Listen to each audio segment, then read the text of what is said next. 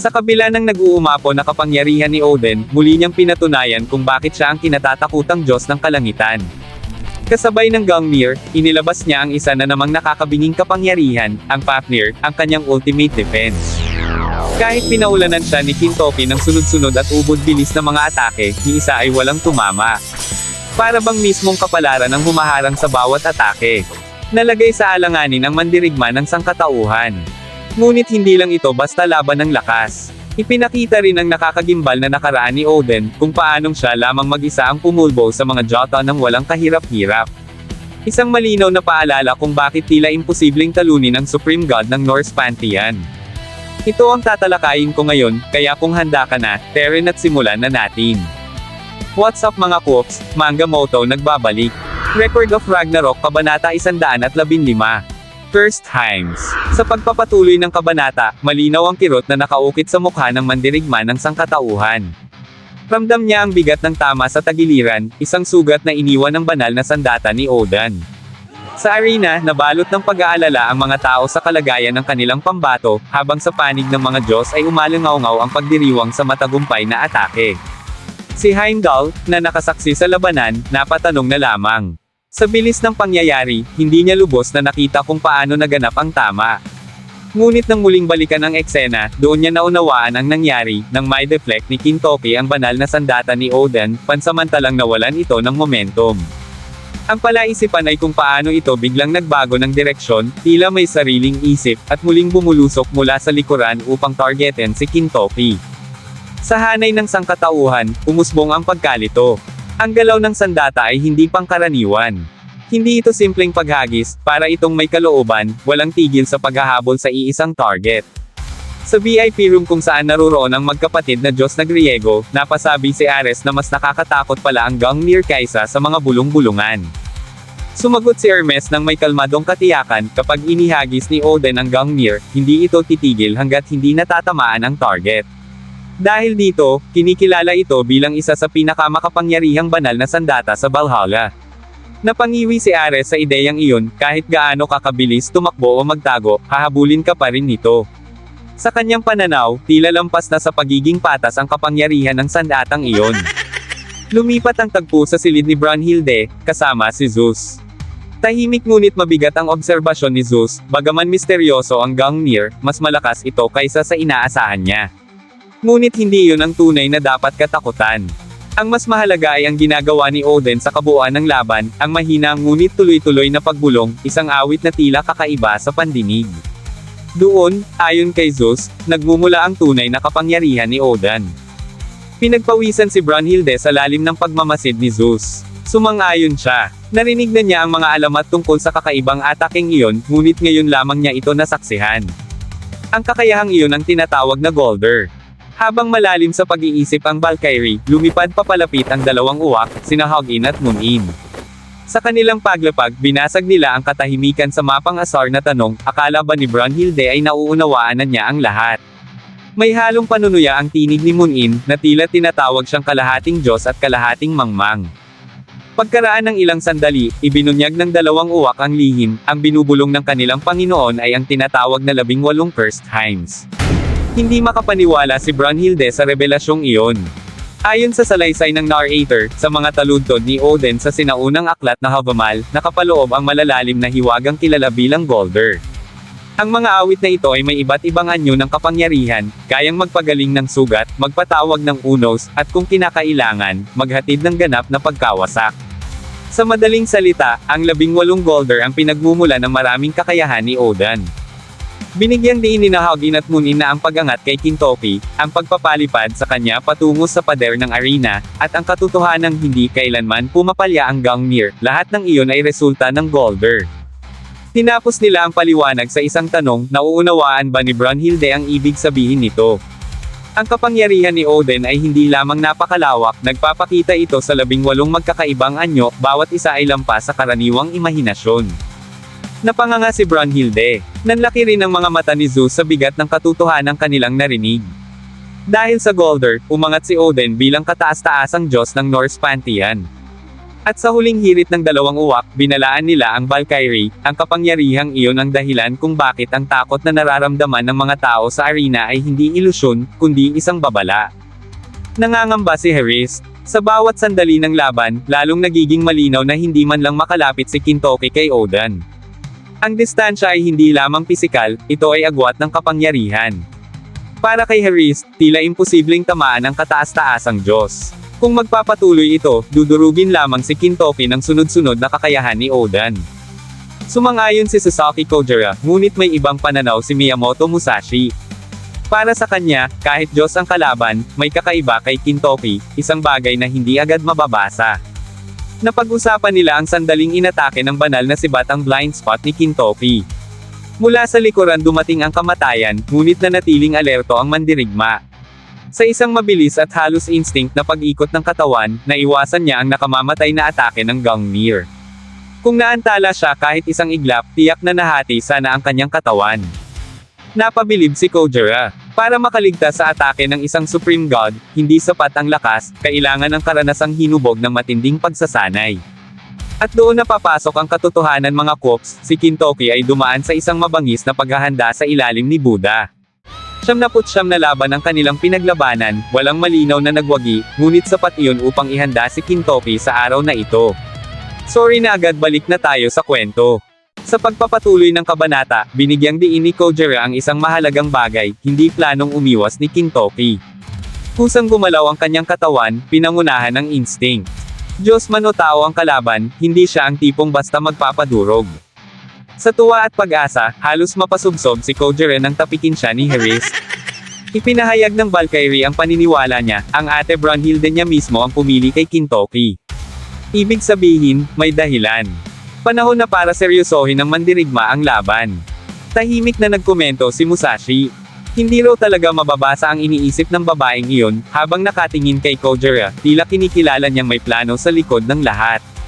Samantala, habang tumutulo ang dugo mula sa sugat ni Kintoki, malinaw sa kanya ang isang bagay, ang bawat tama ng banal na sandata ni Oden ay kayang ulitin ng walang pagod. Kung magagawa iyon ng paulit-ulit, tunay siyang nasa panganib. Ngunit sa halip na matakot, ngumiti siya. Iyon ang kapangyarihan ng pinuno ng Norse Pantheon. Mapanlit ang tinig ni Oden. Hindi raw niya maunawaan kung bakit ang isang basurang tao tulad ni Kintoki ay may dalang rune ng sinaunang mga Diyos. Ngunit para sa kanya, mananatiling basura ang tao, walang karapatang tumayo laban sa sukdulang pagka-Diyos. Sumugod si Kintoki. Ngiti ang sagot niya sa pang-aalipusta, tingnan na lamang daw nila. Napansin ni Oden ang kakaibang bagay, tumatawa pa rin ang mandirigma. Muling nagsalpukan ang kanilang mga banal na sandata. Humakbang si Kintoki, inilagay ang buong puwersa sa paglapit, hanggang sa halos magkadikit na sila. Ngunit bago pa man niya mailabas ang atake, muling bumulong si Oden. Nagliwanag ang kanang kamay ng Diyos. Ika-6 na Cursed Time, Helvida. Isang counter-cursed Shredding Shadow.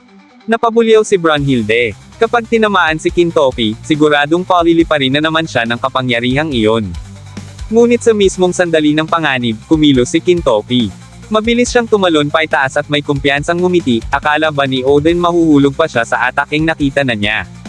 Sumiklab ang sariling banal na sandata ni Kintoki. Mula sa ere, tinangka niyang atakehin ang Diyos mula sa likuran. Ngunit hindi nagpatinag si Oden. Sa isang iglap, inilabas niya ang ika-5 Cursed Time, ang Fafnir of Divine Ring Barrier. Sunod-sunod na mga sinumpang bulong ng enerhiya ang nabuo, nagsilbing pader sa pagitan ng Diyos at ng paparating na atake. Sumalpok ang atake ni Kintoki sa barrier. Hindi ito tumagos. Sa halip, tumilapon siya palayo, parang ibinalik sa kanya ang sarili niyang puwersa. Sa gitna ng paglipad paatres, mabilis na binawi ni Kintoki ang balanse ng katawan. Ngunit hindi niya maitago ang pagkagulat. Panibagong kakayahan na naman ang inilabas ni Oden. Mula sa komentaryo, nasaksihan ni Heimdall ang buong pangyayari, ang matapang na pag-ikot ni Kintoki sa likuran ng Diyos, at ang biglaang pagsulpot ng mga barrier na sumalo sa lahat. Hindi sumuko ang mandirigma. Muling bumuwelo si Kintoki. Kumidlat ang kanyang sandata, at sa isang iglap ay sumabog ang bilis, Furious Flash. Sunod-sunod na atake mula sa iba't ibang anggulo ang bumuhos kay Oden. Ngunit gaano man kabilis o kalakas ang bawat tama, walang makalusot sa mga depensa ng Fafnir.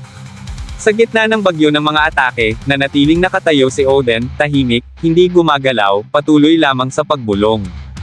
At habang umaalingaw-ngaw ang mga first time, lalong nagiging malinaw ang katotohanan. Hindi lang lakas ang kalaban ni Kintoki. Isang Diyos na kayang baguhin ang mismong daloy ng laban sa bawat bulong. Maging si Heimdall ay napansin ang kakaibang ritmo ng depensa ni Odin. Lumilitaw ang mga barrier sa mismong sandaling may paparating na atake, at agad ding naglalaho kapag natapos ang banggaan. Isang perpektong depensa, walang nasasayang na galaw, walang bukas na siwang. Kahit ang lightspeed barrage ni Kintoki ay walang naitawid. Walang atake ang tumagos. Habang patuloy ang pagtagas ng dugo mula sa kanyang sugatang tagiliran, tahimik niyang inamin sa sarili na ibinigay na niya ang buong lakas. Ngunit sa kabila nito, ni hindi man lang siya tinitingnan ng Diyos sa kanyang harapan. Para bang ang kanyang pagsisikap ay hindi sapat upang kilalanin bilang banta. Sa hanay ng sangkatauhan, halo ang gulat at pagkalito. Paano lalabanan ng isang kalasag na kusang sumusulpot sa eksaktong sandali ng panganib? Doon nagsalita si Persetti. Hindi raw nakapagtataka ang reaksyon ng mga tao. Hindi pa nila lubos na nauunawaan ang pinagmulan ng kapangyarihang nasasaksihan nila. At dito nagbukas ang alaala. Bago pa may tayo ang mga pader ng Asgard, paulit-ulit na sinasalakay ng mga Jotun ang lupain. Sa gitna ng kaguluhan, isang batang Persetti ang napaharap sa isang dambuhalang Jotun, takot, nanginginig, at halos mawalan ng pag-asa. Agad siya nitong inatake upang tapusin. Ngunit bago tumama ang nakamamatay na atake, may isang presensyang dumating, mabilis, tahimik, at tiyak. Isang kalasag ang sumalo sa atake. Sa lakas ng salpok, tumalsik ang giant at bumagsak. Ipinakita ng narrator ang isang katotohanan, kahit ang pinakamalalakas na Jotun ay hindi man lang makalapit sa Diyos na iyon. Hindi nila mahawakan ang kanyang katawan. Ang bawat pagtatangka ay sinasalubong ng isang hindi nababasag na depensa, ang kalasag na kilala ngayon bilang Fafnir. Nang magtanong si Persetti kung sino ang nagligtas sa kanya, mahinahon ang sagot. Siya raw si Odin. Sa anyo pa lamang niya, malinaw na hindi siya naroon upang magligtas lamang, naroon siya upang lumaban. Sinabi niya na lumapit ang mga Jotun, tila isang tahimik na hamon, hinihintay kung papalag ba sila sa kanya. Agad na lumipad ang Gungnir. Ang sibat na hindi pumapalya ay pumatay ng sunod-sunod, habang ang Fafnir ay nanatiling matibay na mahiwagang depensa. Kahit sabay-sabay ang paglusog ng mga Jotun, wala ni isa ang nakalusot. Sa huli, mag-isa niyang winasak ang hukbo. Sa sandaling iyon, kumalat sa buong Norse pantheon ang pangalan ni Odin. Kaya naman, ayon kay Persetti, ang talunin ang kanyang Panginoon, kahit ng mga Diyos, ay tila imposibleng mangyari. Ngumiti si Kintoki nang marinig niya ang salitang imposible. Sa arena, sumiklab ang pagdiriwang ng mga Diyos. Kumbinsido na sila sa kalalabasan. Isang sigaw ang paulit-ulit na umalangaw-ngaw. Sigfothar, Father of Victory. Lumipat ang eksena sa mga kaibigan ni Kintoki, ang Four Heavenly Kings. Pare-parehong seryoso ang kanilang mga mukha. Alam nilang nasa alanganin ang kaibigan. Sa obserbasyon ni Yurabino Sutake, mula nang tamaan si Kintoki ng unang atake, tila nagbago ang kanyang kilos. Para kay Watanabe no Suna, hangal ang kaibigan nila, lumalaban na parang wala sa sarili. Sumingit si Minamoto no Yorimitsu, kung minsan, ang hangal ay kikilos bilang hangal. Ngunit sa ilalim ng komentong iyon ay pag-aalala, dahil hindi ito ang karaniwang paraan ng pakikipaglaban ng Kintokang kilala nila. Tahimik si Usoy sa Damitsu, ngunit malinaw sa kanyang mukha ang tensyon. Maging ang matalik na kaibigan ni Kintoki, ang oso, ay hindi mapakali. Sa panig ng sangkatauhan, kumalat ang kaba. Samantala, muling inihanda ni Odin ang Gungnir. Sa pagkakataong ito, tila wala nang ligtas si Kintoki. Sa kumpiyansa ng isang Diyos na hindi pa natatalo, itinaas niya ang sibat, handa nang ihagis anumang sandali. Isang ngiti ang sumilay sa kanyang mga labi. Para sa kanya, iyon na ang katapusan. Ngunit bago pa kumawala ang sandata, nagsalita si Kintoki. Imposible ang paborito niyang salita. At pagkatapos, may ginawa siyang ikinagulat ng lahat. Hinubad niya ang kanyang kasuotan. Tahimik niyang inilapag ang banal na sandata sa sahig. Nakangiti, itinaas niya ang kanyang tingin kay Odin. Hindi bilang takot, isang paanyaya. At sa sandaling iyon, doon pa lamang nagsimula ang tunay na labanan. At dito na nagtapos, alam kong bitin ka sa kwentuhan natin, kaya sorry na agad. Shoutout po muna kina